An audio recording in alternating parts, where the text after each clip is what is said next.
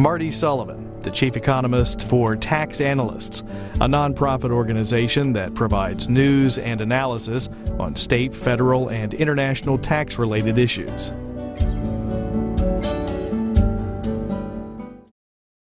Marty Sullivan, I want to introduce you to our audience the same way we were introduced to you in the Washington Post back in October of 2013. Headline, Marty Sullivan figured out how the world's biggest companies avoided billions in taxes. Here's how he wants to stop them. What do you think of that? Well, it was quite a flattering article. It was great that after all of these years of digging through the data, me and my colleagues at Tax Analysts, that we were getting more recognition. And here it is. It's got it on my lap. It's Sunday, October the 27th of 2013. You're sitting in the garage. When did Steve Pearlstein, who did this, get interested in this story? Well, he contacted us, I believe, in the middle of the summer, and we had trouble getting together. There was a government shutdown, which caused traffic jams, and there were snowstorms, and we finally we got together for a nice long interview. Steve came over to my garage, and we sat there, drank coffee, and talked for about 5 or 6 hours. What do you do? I'm an economist. I work at Tax Analysts, and I write articles every week on tax issues. What is Tax Analysts? Well, Tax Analysts is a nonprofit, nonpartisan organization. It's headquartered in Falls Church, Virginia. Now we are very well established. We have 200 employees. They're journalists, lawyers, economists, editors. We have Capitol Hill correspondents. We have a network of correspondents around the world and in all 50 states. Who pays for it? Well, we're a nonprofit. We don't get any contributions that I'm aware of. We don't get any grants. We fund ourselves through subscriptions to our publications. Let me read some of what Steve Pearlstein has written for the Washington Post for a long time, teaches now at George Mason University. It was Sullivan who shined an early light on how companies have finagled, quote, transfer prices, unquote, the price one division charges another for parts or services to shift profits to low tax jurisdictions. Explain that. Transfer pricing is a very obscure term to most of the general public, but if you're at all interested in tax policy, if you're at all interested in corporate tax policy, it's very central to what's going on. That's the first thing I want to point out. It's not a detail. And what that means is when multinational corporations do business with different parts of their business, so they might have a U.S. headquartered company and its subsidiary perhaps in France, they are always transacting with each other. They're trading services and goods. And how you set the prices of those transactions will determine how the profit is allocated between the two jurisdictions. And again, that sounds like something, well, who cares? Well, by just minor adjustments to those prices, you can shift a hell of a lot of profit out of the United States and into a tax haven. And that's become the name of the game in corporate tax planning in the 2000s. I'll come back to some of that. Number two, Steve Pearlstein says it was Sullivan who had called out the big drug and tech companies for transferring ownership of their patents and trademarks, the source of much of their profits, to subsidiaries in Ireland and other low-tax jurisdictions. Yeah. How did you find it? Well, I'm a data guy. I just grubbed through the data, and the tax positions, the tax returns of multinational corporations are private. We cannot access them at all. However, we have other sources of information provided by the Census Bureau and also by the 10Ks, the annual reports of the companies themselves. So being a data person, I just start looking through them. And about 10 or 15 years ago, we started looking at the Census Department data, and something very strange kind of pops out. When you look at where the profits are of multinationals, if you look at a map of Europe, you see Germany, France, Ireland, Italy, but if you look at the data on where the profits are, it's Italy, France, Germany, Ireland. It's just this, a hugely disproportionate amount of profit was in Ireland. So that was one indication that something was going on. And then the other place to look was where the company annual reports, And as much as they don't like to disclose that they're doing a lot of tax planning, they don't want to disclose it to the government, they have to disclose it in some way to their shareholders, because it's one thing that gives them very high profits when they report to their shareholders on Wall Street. So it's a very important factor in keeping a stock price high. Can you tell us a couple of companies that have all that profit in Ireland? Sure. Well, there's no need to single out any particular one company, because almost all of them do it. So, so all of the major pharmaceutical companies, and these are just for examples, because I don't mean to single anybody out, would be Pfizer, Amgen, etc.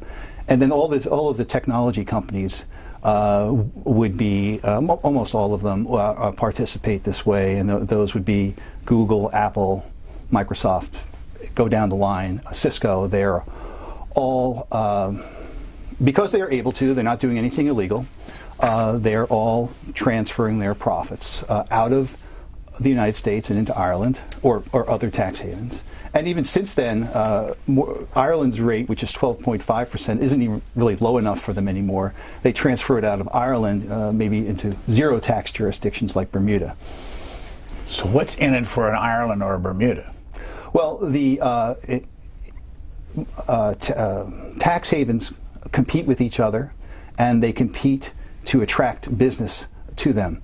Some tax havens like Bermuda, they don't attract any jobs directly in terms of manufacturing or the companies themselves creating jobs there, but they provide all the financial services, all the lawyering and accounting that you need to set up these financial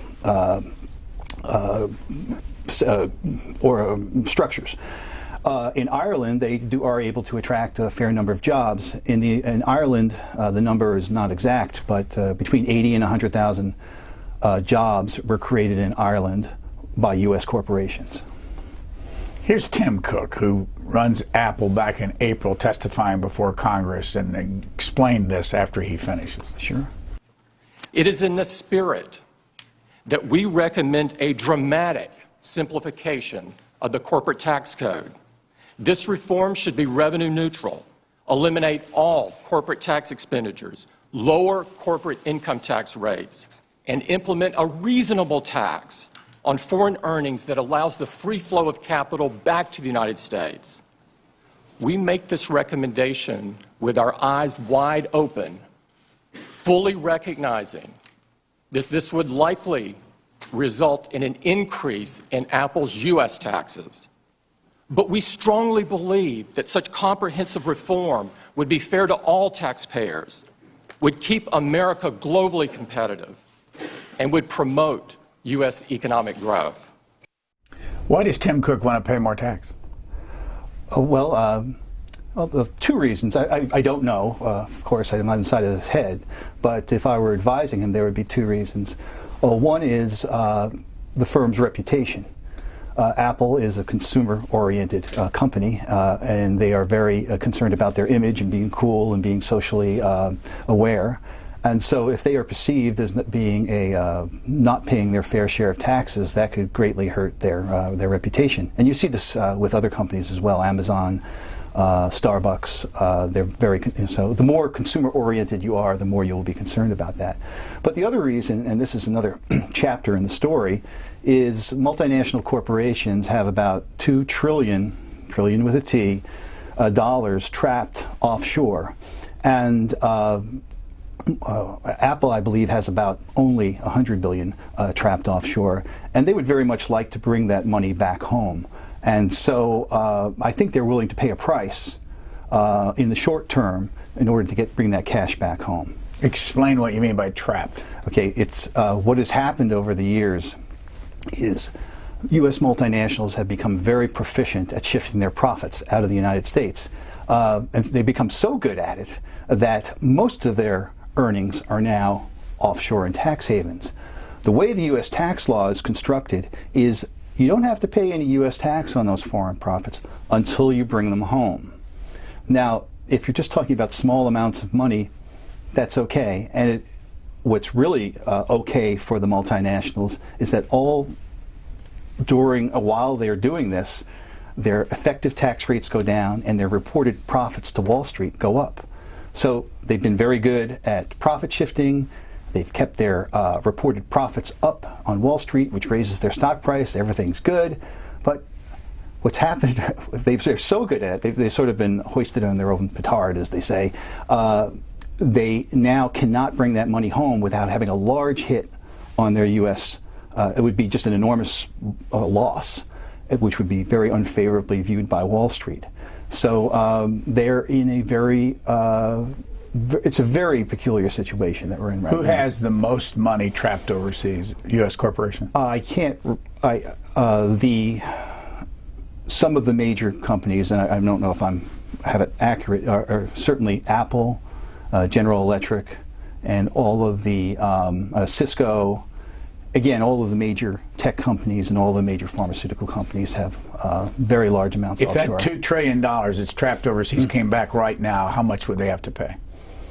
They would have to pay 35% minus whatever tax they, whatever effective tax rate they paid previously in the foreign country.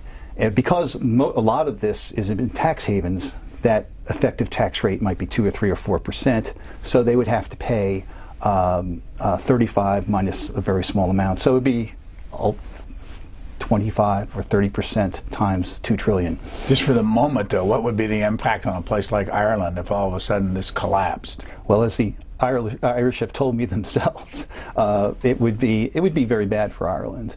Ireland, as you know, has gone through a severe downturn as a result of the financial crisis in 2008 already, and they're very dependent upon maintaining their position in the EU as a leading domicile for U.S. corporations. Let me go back to the Steve Pearlstein article in the Washington Post, and this is the third thing he says about you. It was Sullivan who highlighted the absurdity of tax havens in which just a handful of multinationals claimed to earn annual profits that were several times the country's entire GDP. And you mentioned Ireland, Bermuda, and who are some of the others? Some of the other favorites are the Cayman Islands, Singapore, Switzerland. I mentioned Bermuda. I think those are sort of the usual go-to places. I divide them into two categories. Places like Singapore, Switzerland, and Ireland, they'll have real business activity there. They'll have maybe factories or distribution centers or regional headquarters. And the Bermudas and the Caymans or Luxembourg be another, they're more just financial centers where there is no real business activity. There's usually just letterbox companies. And the fourth point he makes is, and it was Sullivan who in 2010 pieced together from public filings that Apple had understated its reported profits to hide the fact that it was paying a tax rate of less than 2% on its overseas profits, shining the spotlight on Apple's tax avoidance schemes.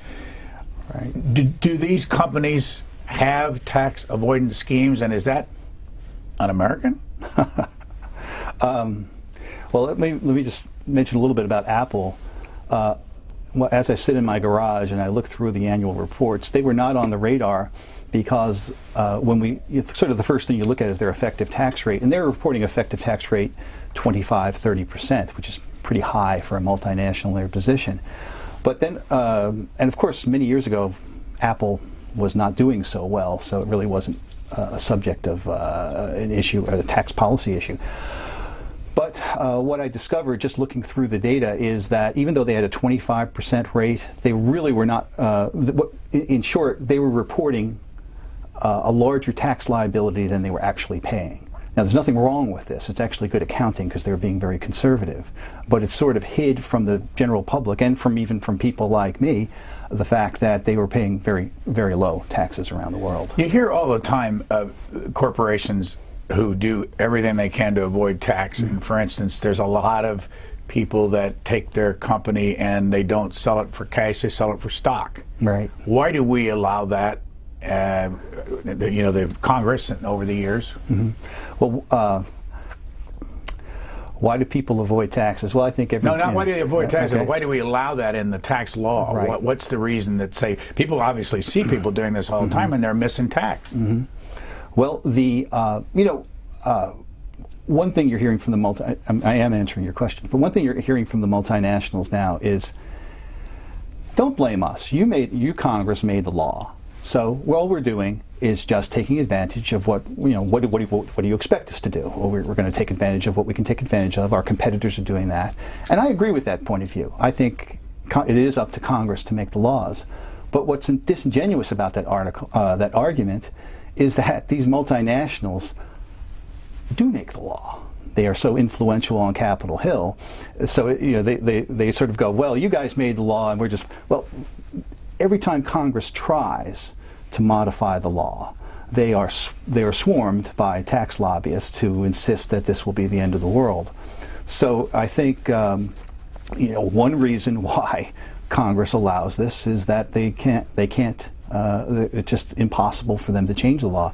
It's impossible for them to get the votes in the House and the Senate to make these kinds of changes. And so, and I can give you numerous examples of where there are very reasonable changes in the law proposed, or a new loophole has been discovered, and there are some in Congress who are very vocal about closing it down, but not enough to make a change in the law. I picked Dave Camp, who's the chairman of the Ways and Means Committee, and I'll ask you to explain this in a moment, and just went into opensecrets.org to find out where his contributions came from in the last year. Top is something called VoteSane PAC, which is about $35,000, and it's a complicated nonpartisan place that you can contribute to, and then they'll contribute on to the members. But I'm sorry to even get into that. But number 2, New York Life Insurance. Number 3, Select Medical Holdings. Number 4, $25,000 from Blue Cross Blue Shield. Ernst & Young, $21,000. Clark & Wamberg, $20,000. Aetna Incorporated, $15,000. Raytheon Company. And you just go down the list. Credit Union National Association, Deloitte, Lockheed Martin, Ford Motor Company. What is it? What are you hearing that? And have you've worked on Capitol Hill? Yes, I worked at the Joint Committee on Taxation. Now, this goes on and on, by the way. The list goes on to Goldman Sachs and United Parcel Service and Altria and all that. All this money coming in to the chairman of the Ways and Means Committee. Mm-hmm. Does it work? I really don't. Those are very small. When you think about it, we were talking about trillions before. Now we're talking about thousands. These are very small amounts of money. I think they're just tokens of appreciation or of respect to the chairman. I really don't think they influence him in any major way. I think from where I sit, I think there's too much emphasis on the influence of contributions and not enough emphasis on the lobbying. The amounts of money spent on lobbying are many, many multiples of the numbers that you were mentioning. What's the difference between getting a check in the mail and lobbying? Well, let me just. Most tax issues that there's tax issues that we see on television all the time. What's the rate? And there's a lot of partisan politics, and that's what usually dominates the headlines. But that's only the upper crust of what's going on with tax policy. Beneath the radar, we have dozens, hundreds of issues in every tax bill that are technical, that are lobbied at the staff level, that are you have to hire technical lobbyists to do these types of things. And so when you're talking about the details that matter to companies, they might only be $5 million or $50 million details that are not big enough or they're too complicated for the regular media. That's where the lobbying really has an impact, because there's not any public scrutiny, and it's not about partisan politics anymore. It's more about special interest politics and getting something specific for your own company. You say lobbying. How do they have an impact? I mean, just showing up at the office, is that all is required? Well, I think there's really two types of lobbying. There is just the showing of the flag. You have proposed something, Mr. Camp, we don't like it. So the National Association of Manufacturers might say that. I don't know if they have in particular, or some major corporation might say that to him, and he'll take that into account.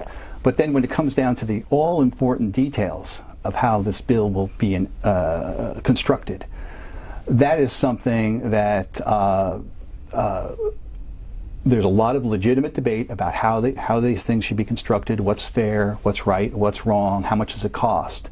And those details have to be worked out by staff who are, again, they are always off the radar, and then by the technical lobbyists. And that's where they can have an enormous influence.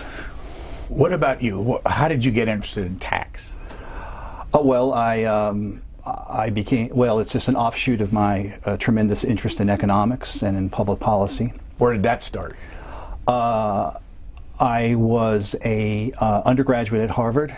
I didn't really know what I was doing there, but I was looking for something to latch onto, and I took the basic economics course, and it was like I was blind and I could see after taking that course. Reading the newspaper, which was always, I guess I really didn't understand it previously. Now I could, the world just opened up to me. And then having that epiphany, I said, I'm going to take a hell of a lot more courses, and I did. And so I just got really immersed in economics. And at Harvard at the time, we had some great teachers. We had Richard Musgrave, who wrote the book, and Alan Auerbach, and Martin Feldstein, and Larry Summers, and my mentor, Dale Jorgensen. And it's pretty exalted company for a young guy at the time to hang out with. And I was very excited to get in that line of work. Where'd you get your PhD? I got my PhD at Northwestern in Evanston, Illinois. And then what? And then Was that in economics, by the way? Yes, yes. And that's where I met my wife, Mary, and she has her PhD in economics too. And then so then I was off to become what I thought I wanted to do was to become a college professor, because you only teach 3 classes a week and you get summers off and you get all that prestige, and I thought that's what I wanted to do. So I went to Rutgers University and I did that for a year, and then I got a call from an old friend who was working at the Treasury Department, and this was 1986, the year of tax reform, and said, why don't you come down and work with us for a while? And so I took a leave of absence, and I never went back. What do you tell generalists like myself about tax that we don't understand from being outside the system looking in? I think the main thing, if I get to say one, is that you can't have everything that you want. I think politicians do this all the time. They oversell. We're going to lower your rates, we're going to simplify the system. And of course, that's very attractive to most voters. And I think, and we all are armchair policy analysts. We go, well, why can't we do this and why can't we do that? And not to be condescending, but it's more complicated than that. And the reason for most people's confusion is that politicians have oversold what is possible. And so, right now there's tremendous interest in tax reform, which is way oversold because it's going to be very hard to deliver on that promise. And so part of my job, and I think a tax analyst's job, is to tamp down expectations. The former Fed chairman, William Mackenzie Martin, used to say his job was to take away the punch bowl just as the party got started. And that was with Fed policy. And I think part of our job is to just, when the politicians get a little bit over-enthusiastic about the possibilities, we have to say, no, that's not really going to be possible. How important are, to the tax writing, Max Baucus, senator from Montana, chairman of the Finance Committee, and Dave Camp, chairman of the Ways and Means Committee, 4th District of Michigan? Right. How important are they? Yeah. Well, they are the chairman. They're extremely important. All tax legislation goes through their committees. What kind of individual power do they have, though? Well, I think over the, it's not like the 1950s or where the chairmen were all powerful. I think the leadership has become much more powerful relative to the committees, and I think the members are not so as deferential to the chairman as they once were, but they still are incredibly powerful because they have large staffs and they control the agenda and the prestige of their positions. Here are the two of them talking in July of this year, and I want you to explain, if you would, what you're hearing. Okay. And everyone in the Congress wants tax reform. It's different from health care, which in the past was very political. that is politically divisive. It's partisan. This is not partisan. If you were a betting man, which I assume you're not, but if you're a betting man, would you say 50-50, 80-20, 25-75 that is something we'll get through? Or I rate it above 50%. 50-50. Above okay. 50. Above 50%. Above 50%. Okay. And Chairman Camp, what would you say of the chance of getting something through your committee and the House of Representatives? For all the reasons Max mentioned and others, it's really important we look at this. And look, I do think it's over 50%. There's a real, and you know, I know there's a lot that this is, you know, bipartisan, a Republican and a Democrat. It's more like there's a senator and a House member working together that is important. But I got to tell you, the response I get from members of the committee and members of the House, they very much are interested in doing this. They're very excited about doing it. Before you answer that, sitting there, interesting enough, David Rubenstein, who runs Carlyle Group, which I assume he's interested in tax, but he's interviewing them at the Economic Club of Washington. Yes.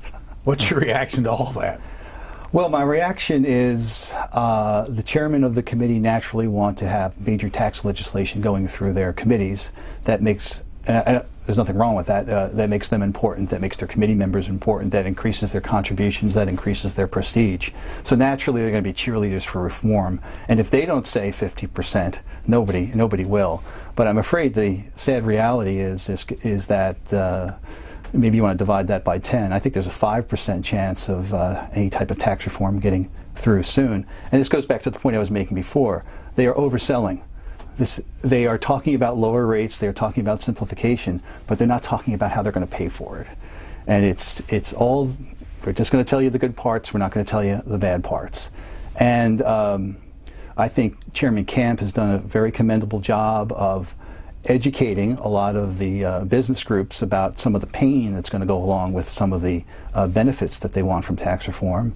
And Chairman Baucus has just released a very long 700-page draft of what his vision of a part of tax reform would look like.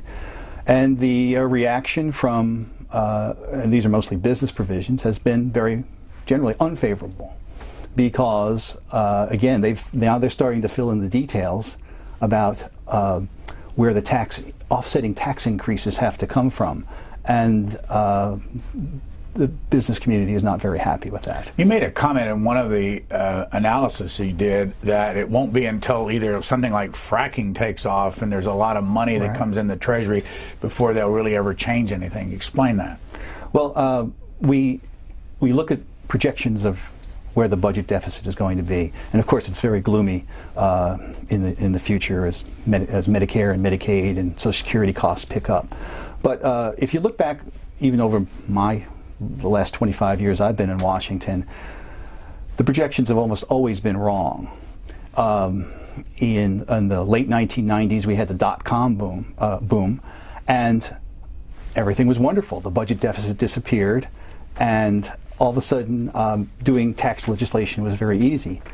And then, of course, and then an example in the other direction, which nobody saw coming, it was the collapse of 2009. So these changes that happen, you know, the projections are just sort of smooth sailing, best guess, average projections of growth. So if we have if something like fracking or nanotechnology or whatever the next new business surge is going to come from, if that helps the economy move in the positive direction, a lot of our problems will just melt away. And of course, the politicians will take credit for it, but you know, and let's hope that does happen. But sometimes things go the other way as well. So we really, I think, we can't predict the future, and we can't predict where policy is going because of the tremendous uncertainty that we have in the economy. When David Stockman was here earlier in the year, he used to be the head of OMB in the Reagan administration. I just wanted to hear what he said about taxes, and that's within the same administration he's talking about here. Now, I resigned in 1985 because I kept trying, and we did have a tax increase in 82. We had another one in 83. We had another one in 84. We did make some headway. But then when Reagan won the election overwhelmingly, and all the Reaganites with their Adam Smith ties, the Mies wing, all those California right-wingers, came in and said, no more talk of raising taxes. The deficit will take care of itself. We won the election. It's morning again, America, and all that stuff. I said, that's it for me. I did the best I could for one more budget cycle, got out of there. Raising tax. What's you're shaking your head? Oh, I think that's a great clip because the Reagan era I think is a lesson for what we are facing now. Ronald Reagan came into office in 1981, cut taxes dramatically, and then cut them a little too much because the deficits grew, and he had to raise taxes in 82 and 84. And then since tax cutting was off the table, Republicans looked to tax reform as their mantra, as their fiscal policy. And I think that's what you're seeing right now. You're seeing there's really no more room for any additional tax cuts. So the Republicans' attention is shifted to tax reform. That's going to be where they're going to focus their attention over the next few years. Either the Democrats or the Republicans do a better job, in your opinion, on tax? I think they both do a lousy job. But I think in terms of tax reform, I think the Democrats are really absolutely uninterested. They are pretty much content with the way the system is. They have no. You look at the record of the Clinton administration. They raised taxes. They added loopholes. The Obama administration, not so much, but really no appetite for tax reform. Republicans usually put tax reform on the front burner, and so they are really the driving force behind reforming the tax code. Here's Tim Geithner from the Obama administration, again talking about what he wants to do with tax. We're going to propose a broad reform that will lower rates, broaden the base, and eliminate and wipe out a very substantial fraction, dozens and dozens and dozens of special tax preferences for business. While creating a whole bunch of new ones. No. But while preserving a very limited number that are targeted against really one core objective, which is to make sure that we're improving incentives for designing, creating, and building stuff in the United States. Okay, now let me just stop there. We're talking about picking winners and losers. You would increase or create tax incentives for building advanced technology vehicles at the expense of other kind of vehicles. I shouldn't say at the expense of, but not for other kind of vehicles. Is that correct? Well, you're putting me in a slightly difficult position, because I've said that in the next 2 weeks we'll lay out a more comprehensive set of proposals here, and I know we'll have a chance to debate those then. But again, you're right to say that we are proposing to preserve a very limited number of core incentives for investment in the United States. What do you say? Well, two things. I think it's great that Mr. Geithner was singing the praises of tax reform. We always admire that. However, he said he was going to release a plan, and he released a very vague plan in the end, really avoiding the details, avoiding the hard part of tax reform. And compared to what the Reagan Treasury did in 84 and 85, it was 1/100th of the effort. And then but even more importantly, he's talking about eliminating all these loopholes, but at the same time he was proposing new loopholes which were consistent with administration policy. So it's one of those situations where close everybody's loophole but mine. And so he's going, we have to get rid of all of these loopholes, but we want to propose a couple new. And you really, that's just not a consistent position at all. So in 2016, when the president is up for re-election, not this president, but I mean they're looking for the next president, and somebody stands up and says, if you elect me, I'm going to reform taxes. What would your reaction be when you hear that? Well, it would be the same as the last election, which is politicians always oversell, but they never oversell more than before an election. And they say, show me the details. Mr. Romney did a lot of promising in the prior election, and he never supplied the details because they would be very unattractive. So I think there's no chance that they can follow through on their promises. I do think that if Mr. Romney, for example, had gotten elected, we'd have more attention on tax reform. But ultimately, in the end, even when Republicans control everything, they're not going to be able to reform the tax system, because even though the partisan politics may be all lined up, the special interest politics are just a minefield that they can't work their way through. Here you are back in 1995 at the American Enterprise Institute. 1995. Let me just say the flat tax is a very simple tax. They claim it could be filled out on a postcard, and I guess it could. On the business side, it is also, and on the individual side, it is devoid of all special tax breaks. It is truly tax reform in the sense that there are no credits for anything, no deduction, no special interest tax breaks whatsoever, and I think that is extremely commendable. I think also the simplicity is commendable.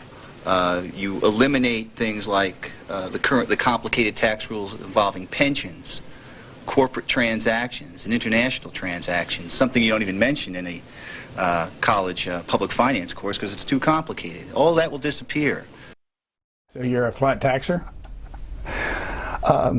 It's amazing. Is that 18 years ago? Yeah, I am a flat taxer in one sense. I greatly believe we should get rid of all of the deductions and all of the credits and lower the rates. I'm not necessarily in favor of a flat rate. I believe in some progressivity. However, all during that period, you mentioned the mid-1990s, there was tremendous interest in the flat tax and those types of radical reforms. And again, my job was to walk around and say, nobody would like that more than me, but you're not talking about the downside. And they had way oversold the benefits of that. The rate, they said the rate would have to be 20 or 19%. And when you do the math, it has to be at least 30%. And obviously, a 30% tax is a lot. That's the reality, and it's much less attractive. So what I kept saying to I've written a book on it at the time, and the conservatives were interested in what I had to say. I said, I'm still in favor of tax reform, but the benefits that you're saying are going to appear are not there. What's the fairest tax of all the taxes we pay? Well, I think there's no perfection out there, and everybody's definition of fairness is different. But I think it just go back to, let's be reasonable. Nobody should be getting away with a lot, with massive loopholes, and there are some of them now. And nobody should be paying too much. So we keep coming back to the mantra: let's get rid of all of the credits and loopholes, and let's get the rates. Let's get rid of the preferential rates, like the preferential rate on capital gains, and let's make it even. What's the preferential rate on capital gains? Well, until the beginning of this year, it was 15%, and now it's been raised as part of the one of the budget deals to 20, and add 3.8% on top of that as part of the Affordable Care Act. So now the rate is 23.8%. But there's another part of capital gains that's very important, which is if you hold your stock or your assets until death, you pay no tax on your capital gains. And that's where about half of all capital gains ends up. So very wealthy people, most very wealthy people acquire their income comes in the form not of salary or working around the clock. It comes from owning assets. And the income from that ultimately is realized through capital gains, and those capital gains have very preferential treatment, and that's a big unfairness in current law. Recently, a couple weeks ago, when Patty Murray, a senator from Washington, and Paul Ryan, the congressman from Wisconsin, the budget chairman, announced that there were going to be no new taxes in the new budget agreement. But then they went on to say we're going to pay more for our security through the airlines and all. Why is that not a tax? Well, here we go again. As you will recall, President Bush the first famously said, "Read my lips, no new taxes." And then immediately after he got elected, he had to find more revenues. And so he went through a whole rigmarole about if it quacks like a duck, it is a duck. What is a tax? And here we're coming. It's just a replay of that situation. I think it was 1989. Here we are again, with Republicans needing to raise revenue, but they can't trigger that word tax. So they have to find things that. So you have to find words like accumulating revenue or contributions or fees that are like taxes but are not. Now, what the technical dividing line is it administered by the IRS or not? There really is no bright line, and it's really unfortunate because a good way of raising revenue is through, if you have to raise revenue, is through taxes. That's the fairest way to do it. When did you discover that there was an additional 3.8% tax increase in the Affordable Care Act? Oh. I don't even remember seeing it at all until after the bill was passed, and weeks, months after that. Oh, I don't recall. The evolution of that bill was very, very convoluted, and obviously the tax was not the primary issue. But from where we sit at tax analysts, we were always looking at the tax side, and there were just the bill had to be revenue neutral according to the political constraints that were set up, and so they looked at a wide variety of revenue raisers to make up for the gap. And certainly there was a lot of interest in taxing, because the Democrats were in control, in taxing the wealthy to pay for that. But I can't recall in what version that first surfaced. We started off talking about the article that was in the Washington Post by Steve Pearlstein, which showed you sitting in your garage. Why was that? Is that where you work? Yes. Well, that's where I work a lot of the time. It's quiet. It's got a nice view. I like the fresh air, and that's where I just find myself working. With wireless now, you can work anywhere. So, what are some of the best sources for you when you're out trying to analyze things? Just going to the data. The IRS has lots of data, the Commerce Department has lots of data, the companies themselves provide a lot of data. And it's difficult to go through, and not everybody looks at it, so it can be a full-time job just going through that. Mr. Pearlstein says that you're a great one to look at footnotes in corporate documents. That's, that's where the action is. Why?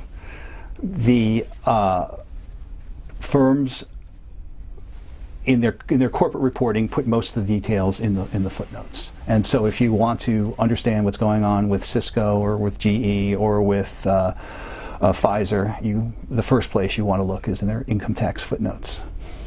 Would you say that everybody involved in paying that has to pay tax works at trying to hide things? Do you see corporations that just lay it all out there for you so you can see it all? I think there is, of course they would disagree with the statement that they were hiding things, and under SEC rules they're required to disclose everything that is significant, somehow defined. I think they are not anxious to disclose to tax authorities or to the public anything that they are doing which might be construed as being too aggressive. And so they will hide it. What was your reaction to the IRS scandal, in quotes, about the conservatives and their 501c4s? Well, that's a hot button issue. I was very saddened by the whole thing. Why? Well, because the IRS, everybody loves to hate the IRS. Now you just give them another really good reason. If we want to have a better tax system, one part of what we have to do is to strengthen the IRS and to fund it more. We could raise more revenue by funding the IRS more, but we are cutting IRS budgets. So that was very disappointing. But aren't they adding something like 16,000 new IRS agents to police the tax on the Obamacare? I am not sure about that, but I know they may be doing that, but they might be shifting it from other more basic functions. And I think that's been one problem is, it's the flavor of the day. We want to focus on one thing. Well, it all comes out in the wash. You have to take it away from the less glamorous things like enforcement and taxpayer services. So was the IRS guilty, in your opinion, of doing what the Republicans were charging them with doing? I don't know what went on, but I will say that when I read the report, I thought it made a lot of statements which were I thought the report overstated the Whose report? The report from the very famous report from the Inspector General of the Treasury Department. It's called TIGTA for short, and that got a huge amount of press.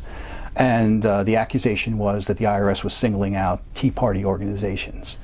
And I thought the report overstated some of the problems and was not fair and balanced to the possibility that the IRS was also monitoring other organizations. Now, and so when I looked at the data, I found that it wasn't just Tea Party organizations that were being monitored, but also liberal groups were also being monitored.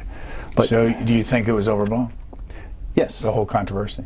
Well, again, I don't know what went on inside the offices there, but in my experience in public services, I've never seen anybody overtly try to favor one political party over the other, no matter what their personal views are. And so I would be surprised if there was something, some overt wrongdoing going on there. Have you personally ever been a partisan? I have partisan, I believe, I've had partisan views. I don't really have them anymore, but I've never worked for any party, Democratic or Republican. And why don't you have them anymore? Because I dislike both parties. I don't really want to be affiliated with either one. If you get tied down to one, you find yourself defending positions that are not defensible. And both parties have indefensible positions in different areas. Who do you write for? I know you write for Tax Analysts, but right. Who in your head? You're sitting there in that garage, and who are you angry when you're doing this work? No. I'm writing for people who are interested in tax policy. They might be staff members on the Hill. There might be people at the IRS. There are lots of attorneys, tax attorneys, policy people, journalists, and what I'm trying to do is just apply some basic economics to the situation and see where the economics take you. And then I'll say it's good economics or bad economics. Now, you may have other reasons for favoring or disfavoring this policy, but here's what the economics tell you. And that, I think, does add a lot. How often do you write? Now I'm writing about once a week, and I also do a blog once a week. Can the general public read you? They can read. The general public can certainly read the blog, and selected items from the stuff that we produce is available on our free website.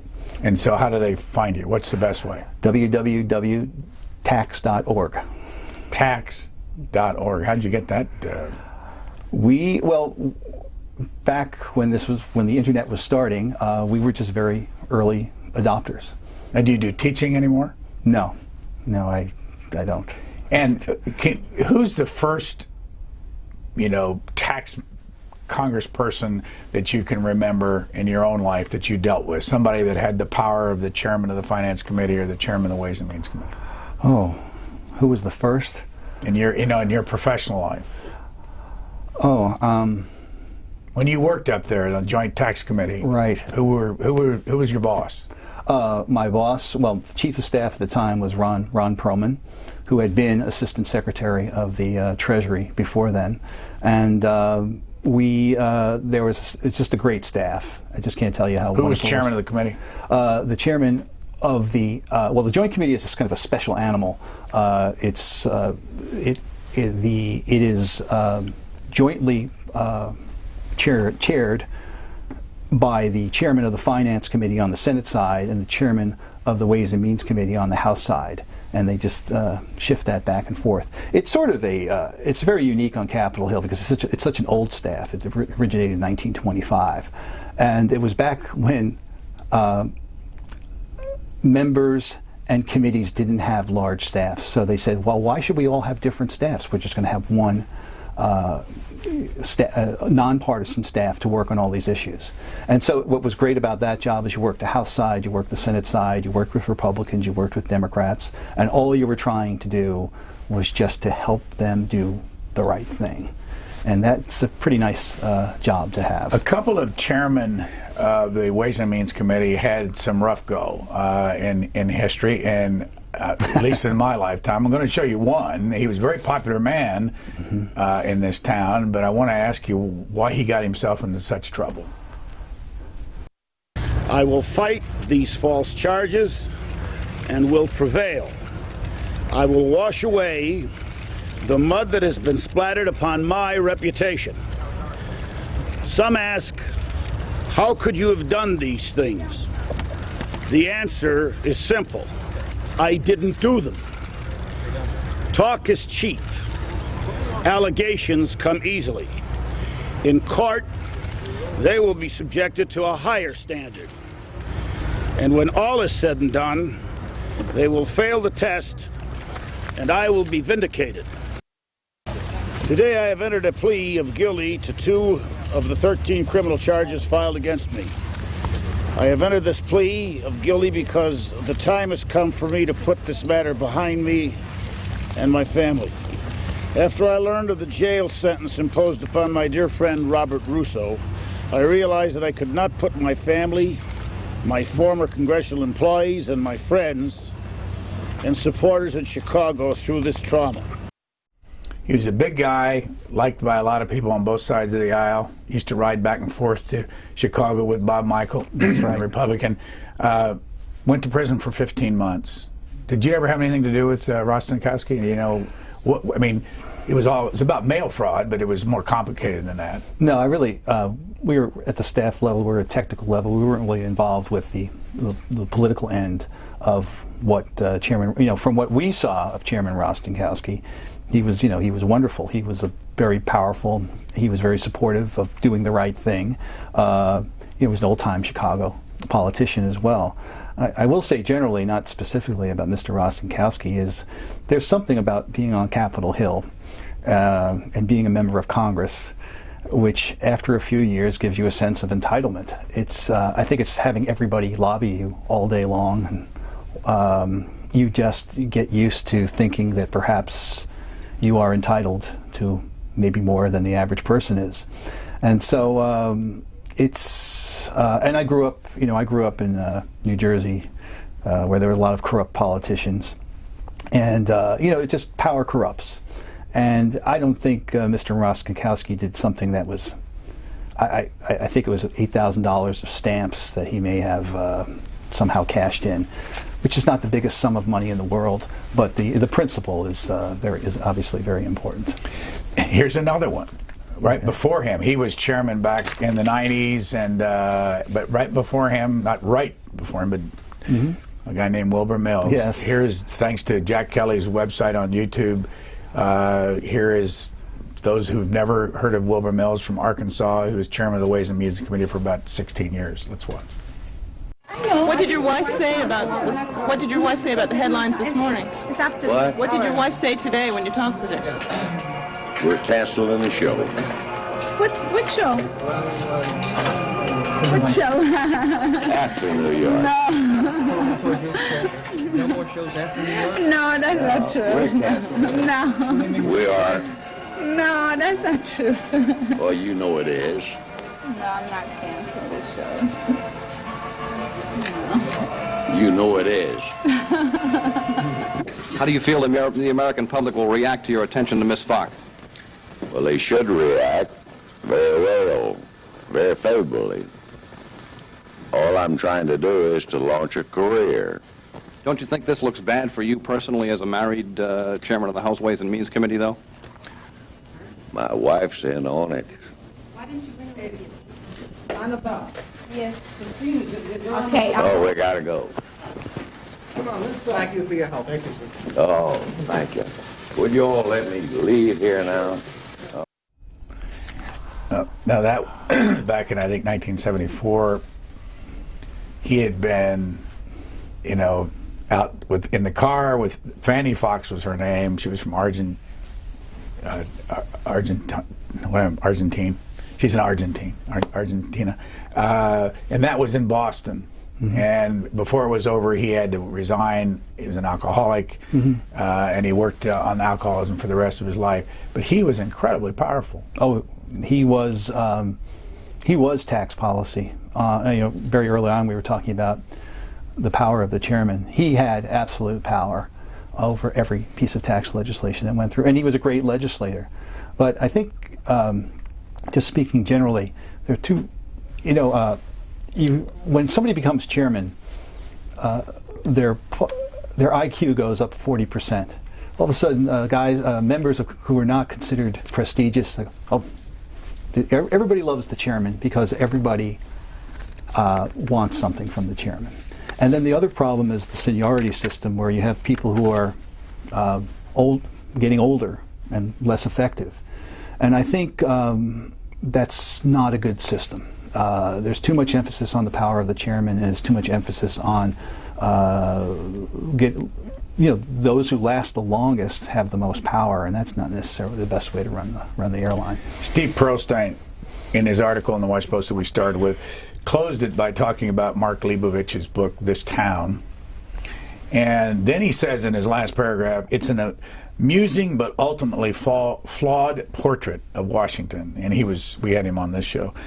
What is missing from Leibovich's cynical and rather cartoonish portrait of Washington are people like Marty Sullivan, talented, hardworking professionals who are motivated to do right for the country. They don't make big money. They don't get much publicity, and they certainly won't be found at the annual White House Correspondents' Dinner. Is that true?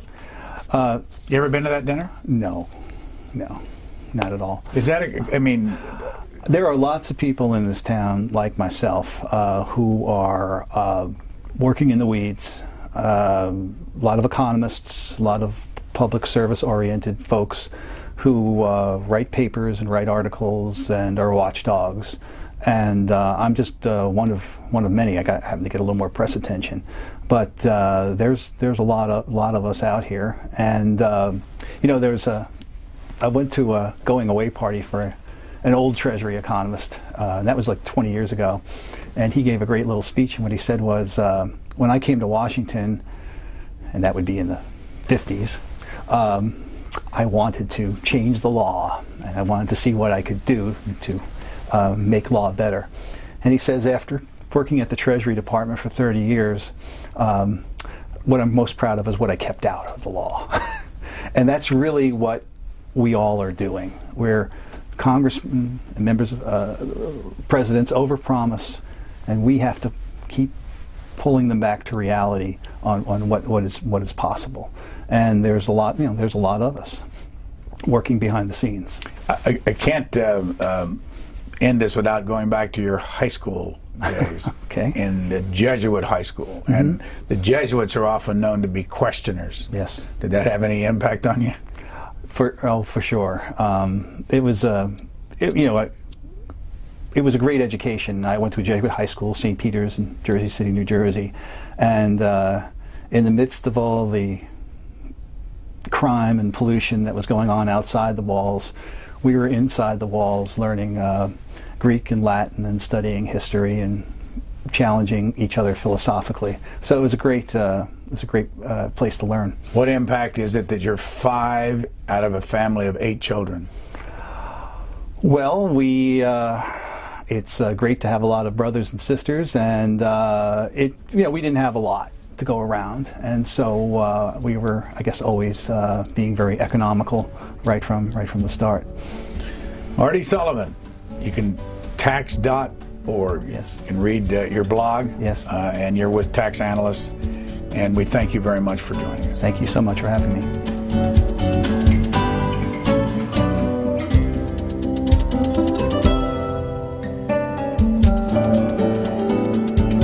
For free transcripts or to give us your comments about this program, visit us at Q&A.org. Q&A programs are also available as C-SPAN podcasts.